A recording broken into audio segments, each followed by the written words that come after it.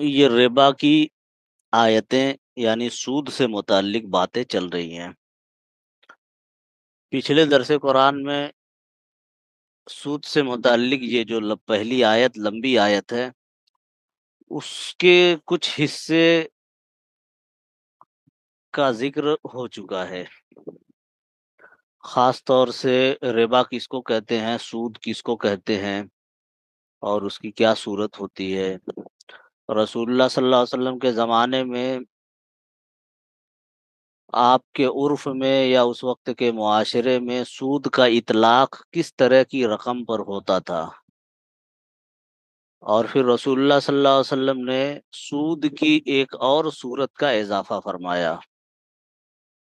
تو ان چیزوں کی تفصیلات جو ہے پچھلے ہفتے آ چکی ہے۔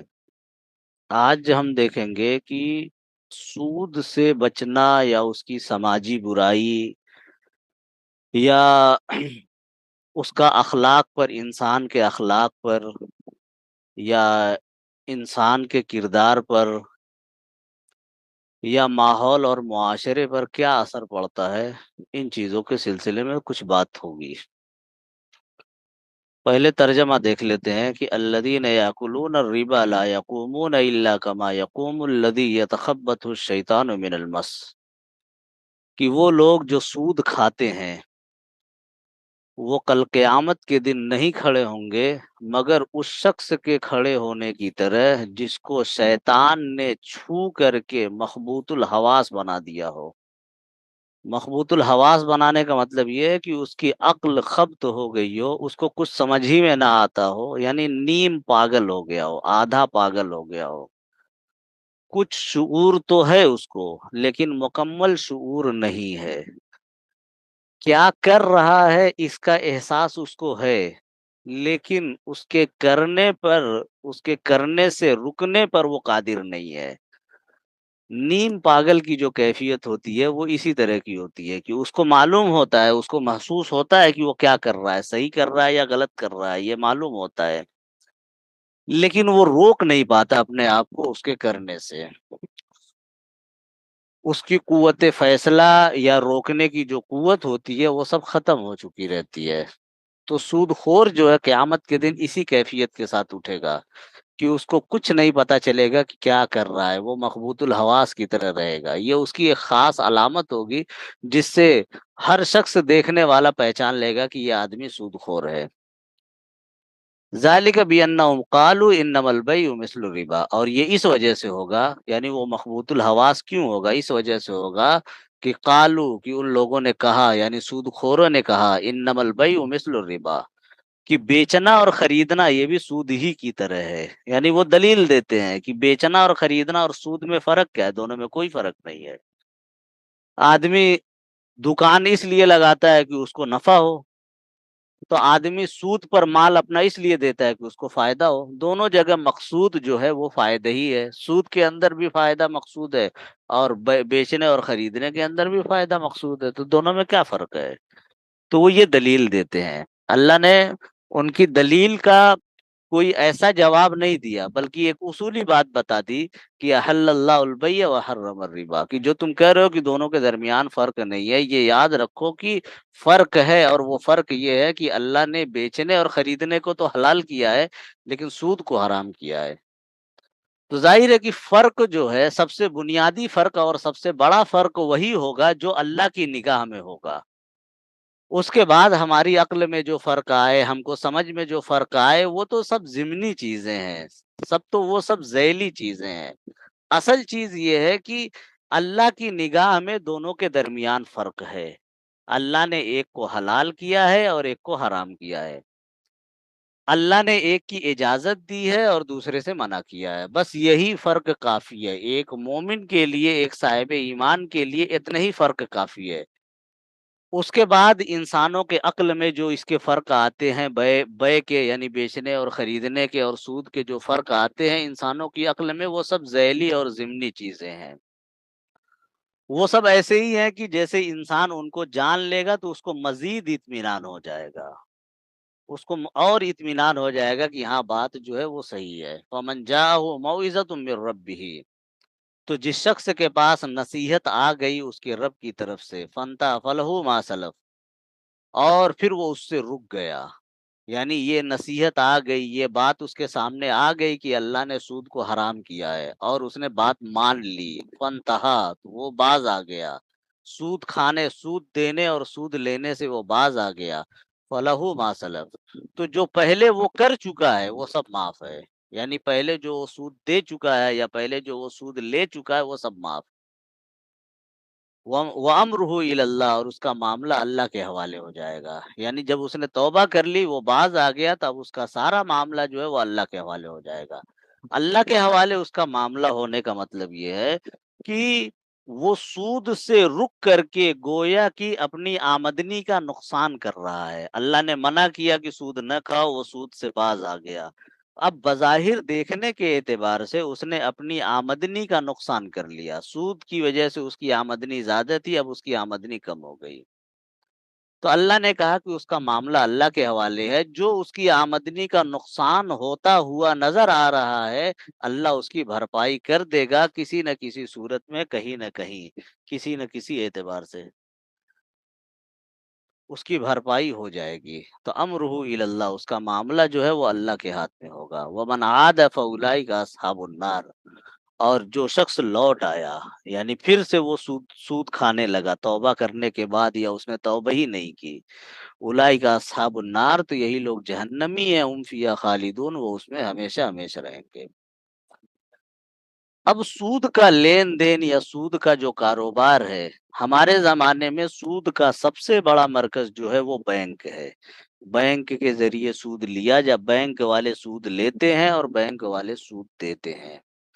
और बैंक का जो दारोमदार होता है, वो बड़े-बड़े सूदखोरों पर होता है। यानी जो बड़े-बड़े मालदार होते हैं, जो सूदी कारोबार करते हैं या सूद का लेन-देन करते हैं, बैंक का पूरा दारोमदार उन्हीं पर होता है। बैंक उन्हीं की वजह से चलता है, उन्हीं के पैसों से चलता है। सरमायादारों के सरमाए से बैंक चलता है। और बैंक के जो मज़ालिम होते हैं, बैंक के जो ज़ुल्म होते हैं, ज़ाहिर है कि हमारे मुल्क में उनको समझाने की कोई ज़रूरत नहीं है। हमारे मुल्क में उसको बताने की कोई ज़रूरत नहीं है। बैंक का मामला ये है कि जो सरमायादार हैं, उनके पैरों पर पड़ करके वो उनको कर्ज़ देते हैं, और जो गरीब होते हैं, वो उनकी जान की कीमत पर अपना सूद और पैसा दोनों वसूल करते हैं। ज़ाहिर है कि सरमायादारों को बैंक खून फराहम करता है और गरीबों का खून चूसता है, गरीबों का खून चूस करके उनको फराहम करता है। जिनके पास दौलत है, उनको सूद मिलना उनको उनको कर्ज़ मिलना या सूदी कर्ज़ मिलना या उनके लिए कुछ मुश्किल नहीं है। और जिनके पास पैसे नहीं हैं, उनके लिए सारी चीज़ मुश्किलें हैं, उनके लिए सारे कायदे हैं, सारे कानून। उमूमन बैंक जो है कर्ज माफ भी उन्हीं लोगों के करते हैं, या हुकूमतें हैं या बैंक है, वो कर्ज उन्हीं लोगों का माफ करता है कि जिनके पास पहले से बहुत सरमाया होता है। जाहिर है कि वो बहुत तरह के दबाव, मुख्तलिफ तरह के दबाव होते हैं, उसकी वजह से उनको करना पड़ता है। और उसकी भरपाई जो है वो गरीबों के पैसों से की जाती है, मुख्तलिफ तरह के सूद की सूरत में और मुख्तलिफ तरह के ब्याज की सूरत में गरीबों के पैसे से की जाती है। इसका मुआशरे पर जो सबसे खराब असर पड़ता है वो ये कि जो निचला तबका होता है वो सूदी कर्जों के बोझ से दब करके एक वक्त आता है कि वो जिंदगी से बेजार हो जाता है और वो खुदकुशी कर लेता है। यानी उसको जीना मुश्किल लगने लगता है और मरना आसान हो जाता है। ये बैंकों की बरकत से होता है और ये सूदी कर्जों की बरकत से होता है। ज़ाहिर है कि कर्ज में अगर सूद न मिलाया जाए, सिर्फ रासुल माल वापस करना हो तो ये कोई इतना मुश्किल नहीं है। आदमी साल 2 साल में इंतज़ाम करके दे देगा। लेकिन जो सूदी कर्ज होता है उसमें मसला यही होता है कि एक वक़्त ऐसा आता है कि कर्ज से ज़्यादा सूद हो जाता है। आदमी सालहा साल तक सूद ही चुकाता रह जाता है, कर्ज चुकाने की नौबत ही नहीं आती। ज़ाहिर है कि ये सूदी निज़ाम की वज़ह से होता है। फिर एक वक़्त ऐसा आता है कि उसकी सारी कमाई, उसकी सारी इनकम जो है वो सूद चुकाने में लग जाती है, तो उस वक़्त आदमी को ज़िंदगी मुश्किल लगने लगती है और मरना आसान हो जाता है। हमारे मुल्क में अगर देख लें तो जो गरीब तबका है, ख़ास तौर से जिन पर सबसे ज़्यादा कर्ज़ों की मार पड़ती है, वो किसानों का तबका है। रोज़ाना का जो औसत है वो ऐसा है कि आदमी सुन ले तो रूह काँप जाए। यानी खुदकुशी का जो औसत है, सुसाइड का जो औसत है रोज़ाना का, यानी पूरे मुल्क में हज़ारों की तादाद में रोज़ाना जो है इस तरह के सूदी कर्ज़े के लेन-देन की वज़ह से लोग खुदकुशियाँ करते हैं। ज़ाहिर है कि ये उसी सूद की नहुसत है। अगर सूदी कर्ज़ा न हो तो वो कर्ज़ चुकाना आसान है, मुश्किल नहीं है। तो सूद का जो मामला है, सूद का जो सीधे-सीधे मुआशरे पर असर पड़ता है, वो ये कि इसकी वजह से गरीबों की ज़िंदगी मुश्किल हो जाती है। मुश्किल नहीं बल्कि मुश्किल तर हो जाती है, गरीबों को ज़िंदगी गुज़ारना मुश्किल हो जाता है। अगर एक मर्तबा कोई शख्स सूदी कर्ज़े के चक्कर में पड़ गया, तो फिर उसके बाद उसकी वो हालत होती है या उसकी वो बेइज़्ज़ती की जाती है कि उसकी 7 नस्लें भी काँप जाएँ सुन कर के। लेकिन मजबूरी होती है कि आदमी ये लेता है, लेन-देन कर लेता है, गलती कर लेता है तो फिर वो परेशान होता है। ज़ाहिर है कि अगर सूद का चलन मुआशरे में ना हो या बैंक में सूद वगैरह का मामला ना हो बल्कि दूसरे तरीके से अगर ये कारोबार किया जाए, तो गरीबों के लिए ये आसानियाँ पैदा करेगा। लेकिन सूद की वजह से, सूद की नहुसत की वजह से मुश्किल पैदा हो जाती है। दूसरी चीज़ ये है कि सूदी लेन-देन की वजह से पैसे जो हैं, वो सिर्फ़ उन्हीं लोगों के पास मुनहसिर होकर के रह जाते हैं, जिनके पास बहुत पैसे होते हैं और जिनके पास कम पैसे होते हैं, उनके पैसे मुसलसल इन उनके हाथों से निकल कर के उनके हाथों में जाते रहते हैं, जिनके पास पैसे ज़्यादा होते हैं। ये सूद ही की बुनियाद पर ऐसा होता है। नतीजा ये होता है कि पूरे मुल्क की दौलत कुछ सरमायादारों के हाथों में बंधक बन कर के रह जाती है। यानी पूरे मुल्क की दौलत कुछ लोगों के हाथों में चली जाती है। और नतीजा ये होता है कि पूरा मुल्क या पूरा मुआशरा जो है वो माशी एतबार से कल्लाश हो जाता है। ऐसा हो जाता है कि उसको ढंग की ज़िंदगी तक यानी बुनियादी ज़िंदगी की जो बुनियादी ज़रूरतें हैं वो भी उसको हासिल नहीं होती हैं। ढंग की ज़िंदगी जीना जो कि उसका अपना पहला हक है, वो भी उसको हासिल नहीं होता है। वो इसी बुनियाद पर यानी सूदी लेन-देन की बुनियाद पर होता है। अगर बैंकों से सूद को हटा दिया जाए, तो ये बैंक अवाम के लिए नेमत है। लेकिन बैंकों में के अंदर सूद का निज़ाम है, इसीलिए ये बैंक जो है अवाम के लिए, पब्लिक के लिए पूरी मुसीबत है कि एक मर्तबा कोई शख्स सूदी लेन-देन में फँस गया, तो फिर उसकी ज़िंदगी तबाह हो जाती है। ये तो हमारे मुशाहिदे की चीज़ है, यानी हमारे ज़माने में जो बैंक वग़ैरह का सिस्टम चल रहा है, ये हमारे मुशाहिदे की चीज़ है। पहले ज़माने में जब बैंक वग़ैरह का मसला नहीं था, तो उस वक़्त जो महाजन और साहूकार हुआ करते थे, वो सूदी कर्ज़े दिया करते थे। उसमें भी यही होता था कि मूलधन की तो नौबत नहीं आती थी, सूद का अदा करते-करते ज़िंदगियाँ गुज़र जाती थी। और वो लोग जो महाजन होते थे या जो इस तरह के लोग होते थे, उनके कमरों में, उनके घरों में दूसरों के गहने और दूसरों के ज़ेवरात वैसे ही गिरवी पड़े रहते थे। ना वो उनके इस्तेमाल के होते थे और ना इनके इस्तेमाल के होते थे। जो मूलधन है वो वैसे ही पड़ा रह जाता था और पूरी-पूरी ज़िंदगियाँ जो है वो सूद अदा करने में निकल जाती थी। ज़ाहिर है कि ये खून चूसना हुआ। गरीबों का खून चूसना हुआ, उन लोगों को जो निचले तबके के हैं, उनको उनकी ज़िंदगी के बुनियादी हक से महरूम करना हुआ। ज़ाहिर है कि इंसान की ज़िंदगी का सबसे बड़ा और बुनियादी हक कपड़ा ये खाना-पीना और कपड़े और मकान के बाद जो है, सबसे बुनियादी हक उसकी खुशी होती है कि इंसान खुश रहे।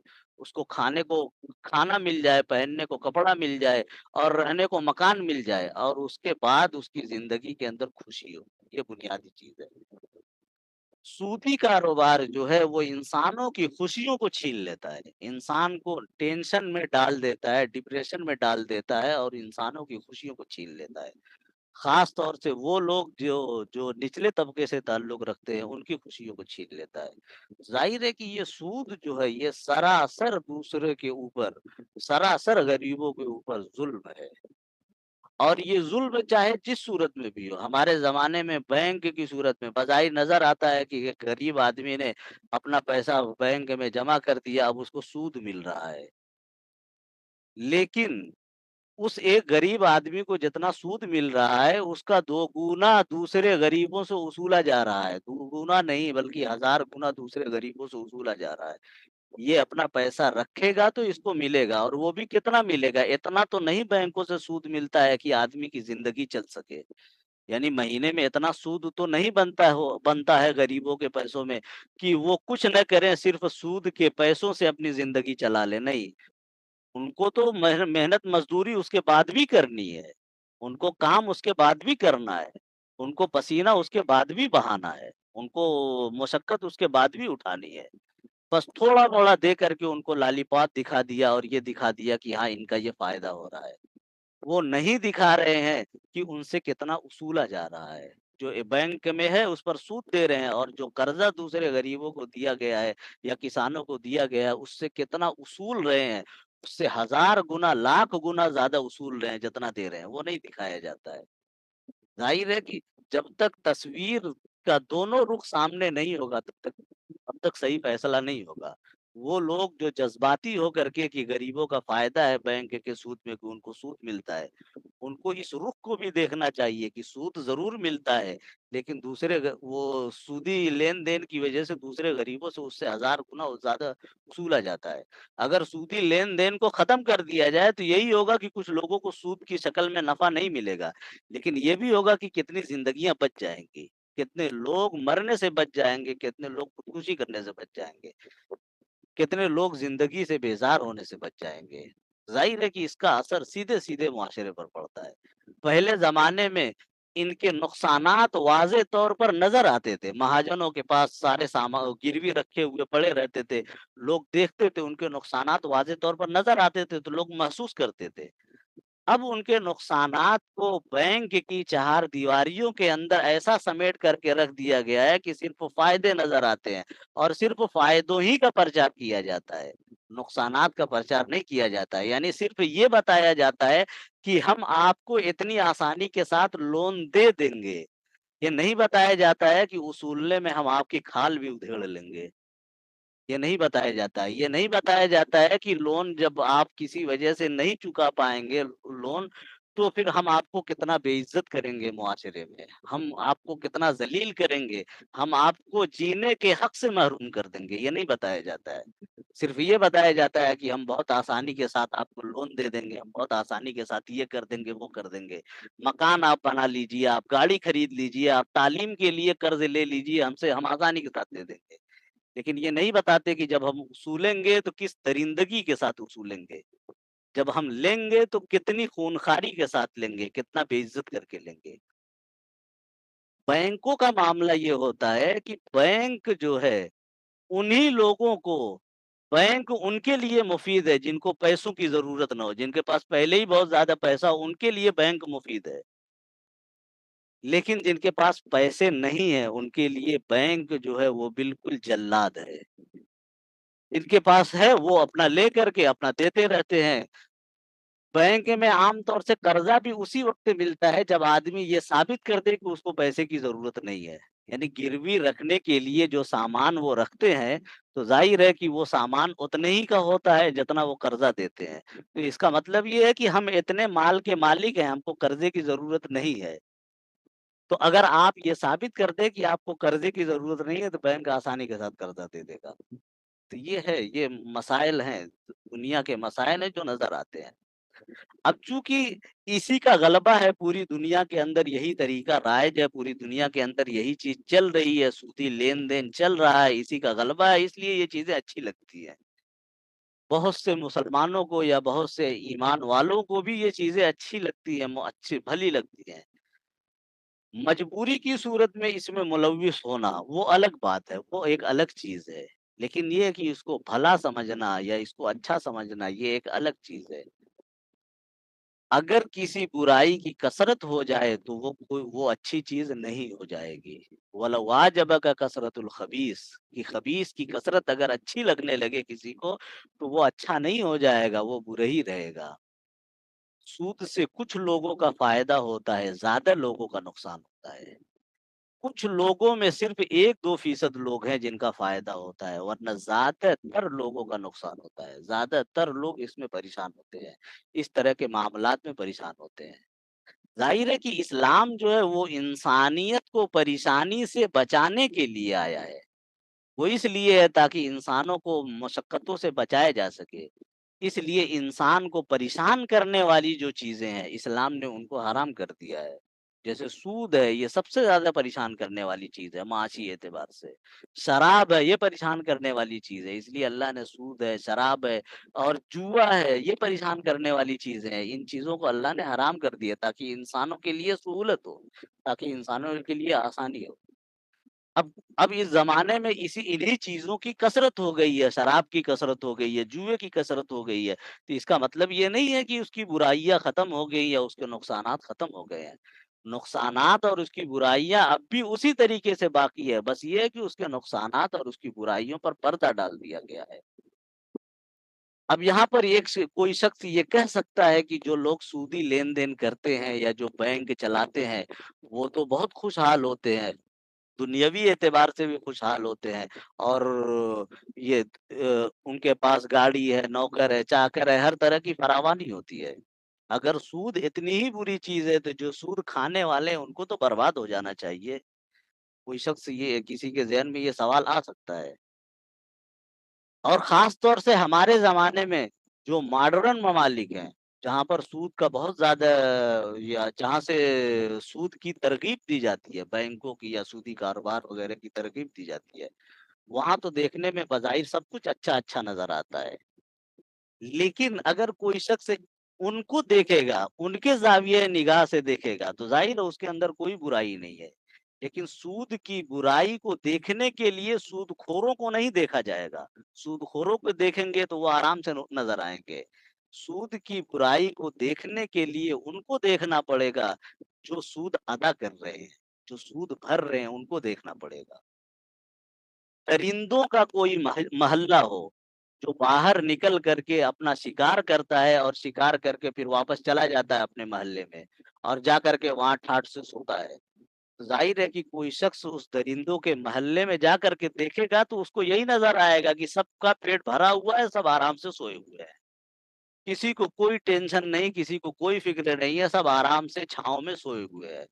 दरिंदों के महल्ले में कोई शख्स जाकर के देखेगा तो उसको यही नज़र आएगा। अब अगर वो ये कहने लगे कि दरिंदा होना बहुत अच्छी चीज़ है, इसलिए कि इसमें आराम बहुत है, तो ये उसका दलील या उसका ये कहना गलत है। दरिंदा होने की बुराई वहाँ पर जाकर के देखनी चाहिए, जिस मोहल्ले में वो जाकर के शिकार कर रहे हैं। वहाँ पर जाकर के देखिए कितनी लाशें पड़ी हुई हैं, कितने खून बहे हुए हैं, जहाँ से ये शिकार करके वापस आए हैं अपने मोहल्ले में आराम करने के लिए। कितनी लाशें पड़ी हुई हैं, कितने खून बहे हुए हैं, कितने घर उजड़े हुए हैं, कितने बच्चे यतीम हुए हैं और कितनी औरतें बेवा हुई हैं और कितने खानदान बर्बाद हुए हैं। वहाँ जाकर के देखें तब दरिंदा होने की बुराई नज़र आएगी। यही मामला सूदखोरों का भी है कि सूदखोरों के मोहल्ले में जाकर के देखेंगे तो वो आराम से नज़र आएँगे। लेकिन उनके इस आराम को देख कर के ये कहना कि सूदखोरी अच्छी चीज़ है, ये कोई अक्लमंदी की बात नहीं है। उनकी बुराई को देखने के लिए उस मोहल्ले में जाना पड़ेगा जिस मोहल्ले से वो सूद वसूल करते हैं। वहाँ जाकर के देखें लोग किस हाल में ज़िंदगी गुज़ारते हैं। यही मामला इनका भी होता है।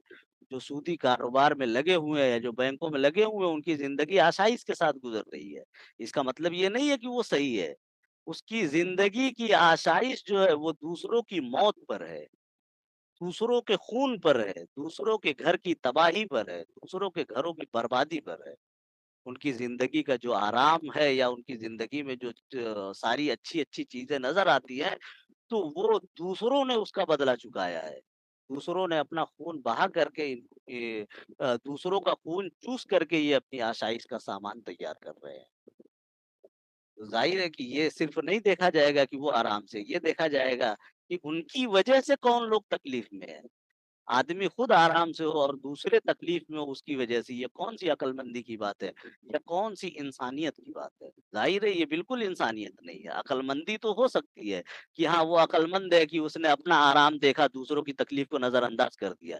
लेकिन ये इंसानियत तो नहीं है कि आदमी अपने आराम को देखे और दूसरों की तकलीफ को नज़रअंदाज कर दे। تو سودخوری کی ایک بڑی برائی یہ ہے کہ انسان کے اندر سے انسانیت نکل جاتی ہے، رحم نکل جاتا ہے، شفقت نکل جاتی ہے، لوگوں کے ساتھ ہمدردی کا جذبہ ختم ہو جاتا ہے۔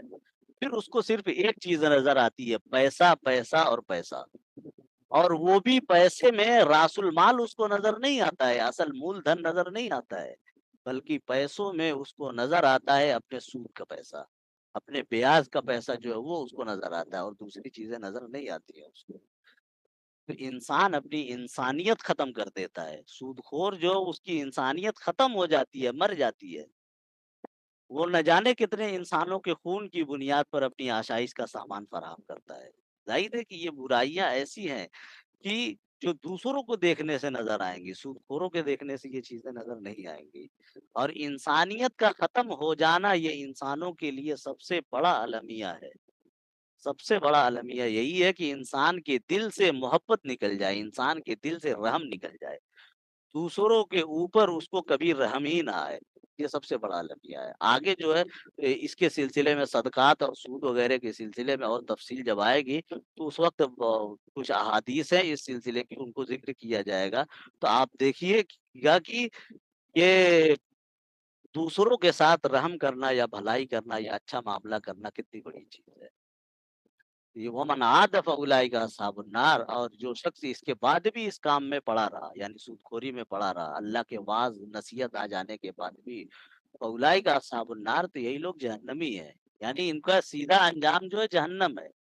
آگے اللہ نے ذکر بھی کیا ہے کہ جو لوگ سود کھاتے ہیں یا سود سے توبہ نہیں کرتے ہیں، وہ اللہ سے جنگ کا اعلان کرتے ہیں، وہ اللہ سے لڑائی کا اعلان کرتے ہیں، وہ اللہ سے گویا کہ لڑ رہے ہیں، اور ظاہر ہے کہ جو اللہ سے لڑنے والا ہوگا وہ بچ کر کے نہیں جا سکتا، اس کا ٹھکانہ جہنم ہی ہوگا۔ فیا خالدون، وہ اس میں ہمیشہ ہمیشہ رہیں گے۔ یہ بہت سخت بات ہے، اللہ نے بہت سخت بات کہی کہ یہ جو سود خور ہیں یہ جہنم میں ہمیشہ ہمیشہ رہیں گے۔ قرآن کے اندر 3 لوگوں کے بارے میں یہ بات آئی ہے۔ ایک تو وہ جو مشرکین ہے جنہوں نے شرک کیا، ان کے بارے میں ہے کہ ہم فیہا خالدون، وہ جہنم میں ہمیشہ رہیں گے۔ دوسرے وہ جس نے کسی مسلمان کو ناحق قتل کیا، کسی کو ناحق قتل کر دیا، ان کے بارے میں بھی یہی ہے کہ ہم فیہا خالدون، وہ جہنم میں رہیں گے۔ اور تیسرے سود خور کے بارے میں ہے کہ جو سود خور ہے وہ اصحاب النار، یہ جہنمی ہے، اور یہ جہنم میں ہمیشہ رہیں گے، اسی میں پڑے رہیں گے، اور اسی میں وہ اس کی سزا کو بھگتتے رہیں گے۔ تو یہ سود کی معاشرتی برائیاں ہیں، انسانوں کے اخلاق پر اس کا سب بہت بدترین اثر پڑتا ہے، انسانیت ختم ہو جاتی ہے، لوگوں کی اور معاشرے میں لوگوں کی زندگیاں تباہ ہو جاتی ہے، لوگوں کی زندگیاں برباد ہو جاتی ہے انہی سود کے چکر میں۔ اور یہ تو ہمارا روزمرہ کا مشاہدہ، ہم دیکھ سکتے ہیں، محسوس کر سکتے ہیں، اپنے آس پاس دیکھ سکتے ہیں کہ سود کے چکر میں لوگ کس طریقے سے برباد ہوتے ہیں، پھر ان کی نہ کمائی میں برکت رہتی ہے، کسی چیز میں برکت نہیں رہتی، سود وہ کماتے ہیں، جتنا کماتے ہیں سب سود دینے میں نکل جاتا ہے، سب ختم ہو جاتا ہے۔ یہ اس کی معاشرتی برائیاں ہیں۔ اگر اس زمانے میں سود کا غلبہ ہو گیا ہے تو اس کا مطلب یہ نہیں ہے کہ وہ اچھا ہو گیا، وہ آج بھی برا ہے، وہ ویسے ہی برا ہے جیسے پہلے برا تھا، ویسے ہی آج بھی برا ہے، اور ویسے ہی وہ قیامت تک برا رہے گا۔ سود کھانا، سود دینا اور سود لینا یہ قیامت تک برا رہے گا۔ خیر، یہ ہو گیا۔ اب اس کے بعد کی جو آیت ہے اس کے اندر سود اور صدقے کا تقابل کیا ہے اللہ نے، کہ سود کا نقصان کیا اور صدقے کا فائدہ کیا ہے۔